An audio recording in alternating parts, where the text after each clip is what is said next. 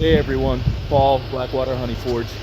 I just wanted to make a quick clip at the beginning of this YouTube video. It's February 7th right now, and I made a new intro vid for the YouTube series, and I'd love some feedback on it. Let me know what you think. I know not a lot of people do an intro vid or a title screen or anything like that, but I think they're kind of neat. I had fun making it, so I decided that I wanted to use it, and I'd love some feedback on it. But at the moment, I'm letting my tractor warm up because we got about 4 or 5 inches of snow today. It's about 12 degrees Fahrenheit right now, with wind gusts of over 20 some odd miles per hour, and it's supposed to dip below freezing tonight without the wind chills. So I want to get this driveway cleaned up before tomorrow. At the moment, I'm actually just glad that my tractor started. It's warming up. It's time for me to go to work. Let me know what you guys think. Have a good day. This is Blackwater Honey Forge, named in part after the Blackwater River we live near in central New Hampshire, and in part after the master craftsmanship of honeybees. This is a place for learning, discussion, and to practice the art of beekeeping. Welcome to the journey. Be well and forge on.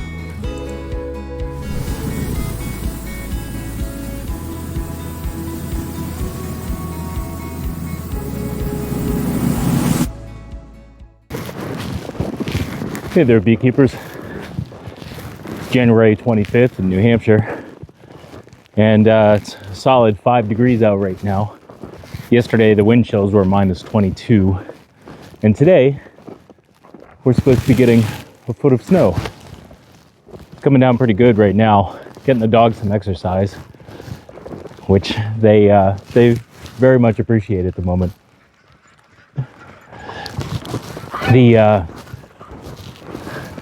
I'm surprised the ducks are out. The chickens, let's see if I can get them in frame here.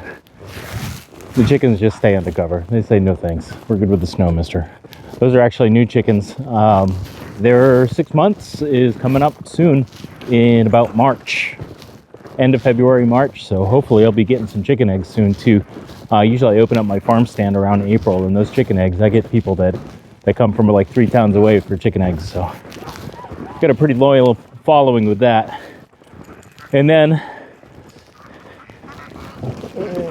ducks, geese. I got a couple of roosters in here too. They're all going undercover. I've had the eagle flying around a little bit too, and the biggest goose in there, the oldest one, he's an African goose. He's really good at alerting against predators, and usually the ducks will all go under there, or they'll go back in their duck house. So luckily the eagle picked off 3 of my ducks last year in 2025, and after that, luckily the eagle hasn't gotten any more, hasn't really come back for more. I just saw a huge pileated woodpecker fly by too. So as far as beekeeping, I mean, I'm walking out towards the hives right now, but I haven't done anything obviously with the hives. It's January and it's 5 degrees out. But what I have been doing with the business is I've been working a lot on my labels. My honey labels are done because I've gotten my GTIN barcodes all set as well through GS1. I took the advice of one of my subscribers actually, and bought individual barcodes rather than getting a company prefix and buying a slot of 100 barcodes, which would have cost me $750 plus an annual upkeep of $150. What this individual brought to my attention and helped me out a lot is if you buy a single barcode, yes, it's $30 for a single barcode, but there's no re-up fee, so they never expire. And even if I have 20 product codes, it's still going to be cheaper than the company prefix. So for me, that's going to work, because I don't think I'm ever really going to have much more than 20. Right now, just to get my basic line of things out, I have 9 barcodes, and on my lip balms and my candles, as I add scents and things like that, I'll go up some. But dogs are having a good time. Yes, 4 of them, 4 dogs. So what else have I been up to? So yeah, finalizing my label designs. I have been doing the barcodes.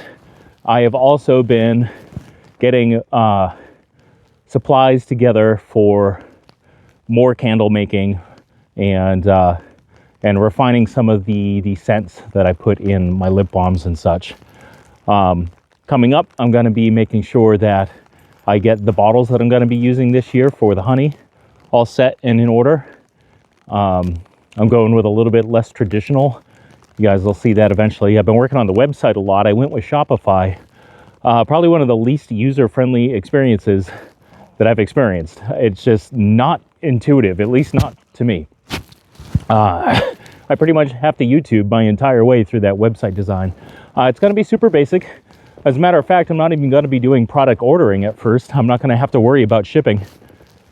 Here we go. Let's get a view. Just literally chilling out. I mean, I'm definitely not going to be opening up any covers to see how the clusters are doing. I'm just gonna not hope for the best, because I got them set up pretty good. I'm pretty hopeful actually that they're doing all right. What would have been terrible would have been the wind yesterday, minus 22 wind chills. Right now, I still have, let me get those in view. Right now, I still have screened bottom boards on all of my hives. And of course, I got them all closed off. But I'm really thinking about switching to a solid bottom board. I do like to be able to see the mite drops after I do my oxalic acid treatments. So it's nice to be able to have that board to pull out and check for the mite drops. I won't be able to do that with a solid bottom board, but it's going to be a lot better in the terms of beekeeping in New Hampshire in regards to just having a more wind-proof bottom. And there's a lot of beekeepers out there that have the opinion that because of a little bit of the light that comes in through the screen bottom boards on the bottom, they don't really want to use that bottom brood box as much. Obviously, if you're running a single brood chamber, they're going to use it because they don't have any other option. But if you're in a double brood chamber, there's a lot of people that subscribe to the idea that the bees don't like to move down. Just a quick update. All of my work in the last week has pretty much been on the computer. So, just got run into by a dog. So the only other thing is my workshop, my workspace. I did bang myself a new work table because I got really sick of working on folding tables. So I made myself a nice 4x8 work table, almost 90% out of wood that was given to me. So 90% of it was free, and then I just threw a 4x8 sheet of blonde board on top. And you're having a good dog time. You beating up on Rena? I don't know. They're really not vicious, I promise. They just like to play hard. The two on the left there are cattle dog mixes. The black one, I call him the 1%er because he's got pretty much a 1% of every dog in existence in him. And the big boy that's off camera right now, he's a shepherd and a shepherd and black lab mix. He's a big boy, 120 pounds. Still need to be doing some of my supply orders. So I'm going to be putting together boxes, frames, the equipment that I buy as far as plastic frames. I'm actually just going to do my own dipping on those for the wax dipping, save a little bit of money on the order end. And other than that, I've been making some candles and doing some test burns. And I just want spring. I want spring to come. If you got it where you're at, you're lucky. I don't think much of the country has it where it's at today, because this winter storm at the moment is affecting a lot of people right now. I probably got the easy end of it, just getting a foot of snow. A lot of people are getting a half-inch of ice. So I shouldn't even lose power out of this. Have a good day. Enjoy the snow. If you're dealing with something other than snow, freezing rain, I hope the best for you. So it's February 5th right now, and it's actually a beautiful day out. It's sunny, and it's 30 degrees here inside my workshop / garage / too many other things. 30 degrees, I'll take it. That's as warm as it's been. There's only been 2 days, I think, since the snowstorm, and since probably before that have been over freezing. So the snow that we got hasn't gone anywhere. It has been cold, cold, cold, cold. So what's that mean? What have I been doing for bee stuff? About that much. Bee stuff, not so much, because I can't touch them and I can't do anything with them. But that doesn't mean I haven't been busy, right? Because it's that time of the year where we got to keep busy. Unfortunately, it's just not all bee-oriented. The good thing is next week, while I think of it, I'm going to have some temperatures that are over 32 degrees. And the good thing about that is I got to start tapping some of my sugar maples because I'm going to have some nice cold nights, and then I'm going to have a little bit warmer days, and I should get a pretty decent flow of sap going on. So that's something I got to do on top of the other stuff that I've been doing. Some of the other things that I've been doing are refining some of my crafting, working on my website a little bit, and working on my labels a little bit, really fine-tuning them. For instance, the candles that I'm going to be making, I finally found a container that I like that actually holds 8 ounces, which is the amount of candle wax that I wanted to have in these. I actually originally was going to go with like the ball 8-ounce jars, but those had 2 things wrong with them. They don't actually hold 8 ounces of wax, and they're so narrow that when you have giant hands and you've used the candle, because I did a test burn, I couldn't get back in there with a lighter to light the things. Now, granted, obviously, they make long matches, they make long lighters and stuff like that, but I don't want to make a product that's a pain in the butt. So I found some really good amber jars, and I've been learning and watching a lot of YouTube as well on how to make beeswax candles. Now, these are a little bit different because this particular one, it's scented. This one's actually clove. And the problem with beeswax and scent is beeswax does not hold scent well at all. So you actually have to cut it with about 20% FCO. Well, then I had to Google, what is FCO? FCO is fractionated coconut oil. And what that is a refinement process with coconut oil where they basically remove the coconut scent from it and make the oil a lot less greasy as well. So when you add about 20% of that to your beeswax, the coconut oil takes essential oil really well. So that's what'll hold the scent. It also lowers the melting point a little bit, but the good thing about coconut oil and beeswax is they both have the highest melting point. So you still have a really good burn hour on your candles. And I really like this, how this came out. This is the first jar that I filled on these new jar styles. So I'm going to test burn this candle to see how I like that and make sure that that everything goes right with it. Candles, the beeswax candles are tough because the problem is if they cool down too much, you'll get a lot of cracking up on the top and you'll get some tunneling as well. So really what I do is I'll fill this to about 7 ounces, let that dry, and then I come back in and I pour in the last ounce to top it off. I guess you can use like a heat gun as well to level off the top and fix it that way. But I find it just easy enough to pour on that last ounce. Other than that, I've been spending money because, why not? We're beekeepers. Without spending a lot of money, a new work table. It's a little tall for me, I noticed, when I'm sitting down, but when I stand up, I'm 6 feet tall. It's a nice work height for when I'm standing up. I took a whole bunch of free pressure-treated lumber that my stepdad gave to me, which is awesome. And I built up the whole frame for this thing. And then I just went, I think, to Lowe's and bought a $45 sheet of blonde board. So I got a 4x8 workshop table for all of what the plywood cost me. So I'm going to have to stain and seal that, I'm sure. And then before I get into the purchases, the other thing, as you can see by the random collection of crap all behind me, my workshop doubles as storage for my motorcycle, and I'm looking over there because that's where it is, my motorcycle and my four-wheeler as well.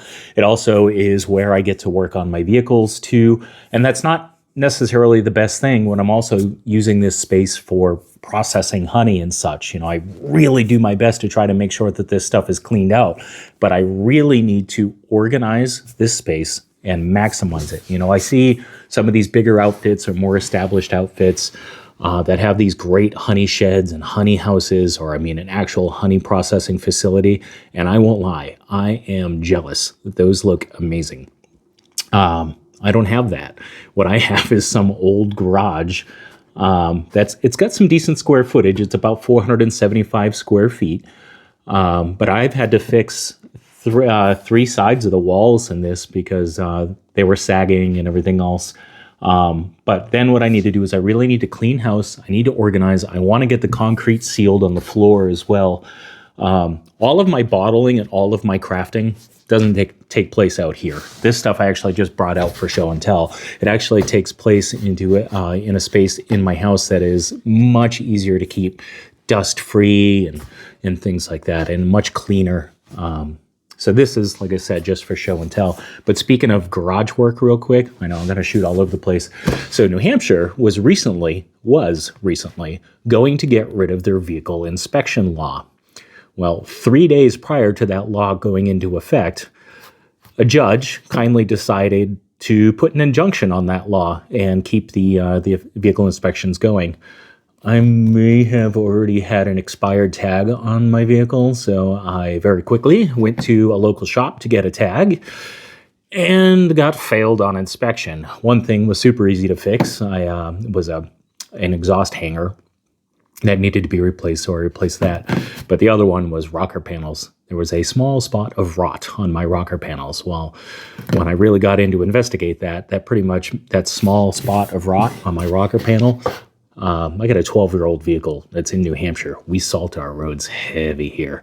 Those rocker panels are almost gone. So I got some replacement stuff to get those fixed up. But anyway, yay for vehicle inspections. But I guess the rocker panels needed to be replaced anyway, so I got to do my due diligence. I made a Post-it. I don't even think I'm on point yet. I'm not ashamed. If it wasn't for Post-its, I probably wouldn't know who I was as a human. Yep, talked about the whole new work table. Oh yeah, here's something. I'm really excited about this. Oddly excited, I know. New boots. Man, I don't know if you're anything like me, but new boots are awesome. You put on new boots and they feel so good and they hug your feet, and it's new boots, new man. That feeling when you slide on a new pair of boots. These are Ariat work boots. They got steel toe in them. I love the slip-ons. My last pair lasted me about 1.5 years. Definitely not affiliated with Ariat or anything here, but I really, of course on my work table, I really do appreciate the boot. I work in excavation, and if a boot lasts you even up to 1 year, then that's a solid boot. My last pair lasted me 1.5 years, so that's really good. Now, candle making was the next thing on my list there, so let me show and tell. I got a nice big 8-quart wax melter, so that's going to help out a ton. The good thing about this is when you plug it in, you can dial in exactly what temperature you want it to heat up at. So if I want to heat all my wax up to 160, 165, 185, whatever, it'll take care of that. And then it's got a nice little spigot to pour things in. So if I'm making things like my beard balm, that'd probably be good for this. As far as the candle pours, though, even if I'm doing a whole bunch of big wax and prep in this, what I'm actually going to be doing instead for my candles, because the problem is that the candle just barely fits under here, which means my scale won't also fit under here. So what I also got is a nice shipping scale. So what I can do with that shipping scale is, yes, I can put one candle on there and then pour my wax mixtures into there for 7 or 8 ounces. But what's even better, as I jump all over the place, is I have a piece of plywood somewhere for this, but what you can do is you can put this here, and then you can put 5, 8, 10 candles on here. You can get this prepped, and then you can just pour in 8 ounces at a time, 8 ounces at a time, 8 ounces at a time, and keeping the scale all set. So therefore, instead of doing 1 candle at a time, I'm doing 10 candles at a time. And then what I'm going to do is I'm going to take the piece of fancy plywood that I'll have this on, and I'll stick that in the oven where I do my crafting. The reason why I'm going to stick that in an oven is it's an insulated location and it helps the candles cool down slower, so less cracking. Now, if I don't want to do a huge batch like that and I just want to heat up a small batch, I also got myself, this is actually not an induction stove. It's just a standard heat plate. It's a glass top heat plate. But I can get that set up, and then I put a stainless steel pan on there with some water in there, and then I put this on, and then I melt in there as a double boiler setup. I don't have a pan near me that I like, but don't ever, this is what I've heard, and there's reasons why I appreciate the information. Don't ever heat up your wax directly. It can overheat your wax. It can cause the wax to get burnt a little bit. And on this particular one, when I have it set to 480 degrees centigrade, that heats the water right up to about 190. And then when I have this inside the water, this heated up everything perfectly the other day to about 175 to 180 degrees. So that worked really well for me. It didn't overheat. Got myself a nice big 64-ounce glass jar. Again, another item if I want to help me out with candles. So really, the bee business at the moment has kind of turned into a candle business and just testing things out. So that's it for my show and tell on that. And then the last thing I had on my list here was work on the shop, and I had actually already spoken about that as well. One of the things, one of my wish list items in here is I got a pellet stove in here, but it's almost useless because I don't have any insulation. The walls aren't insulated. You can see my breath in here. So running a pellet stove, I ran it for almost a day and a half when I was doing the work on my truck for the rocker panels. It didn't even get warm enough to melt the snow well in here.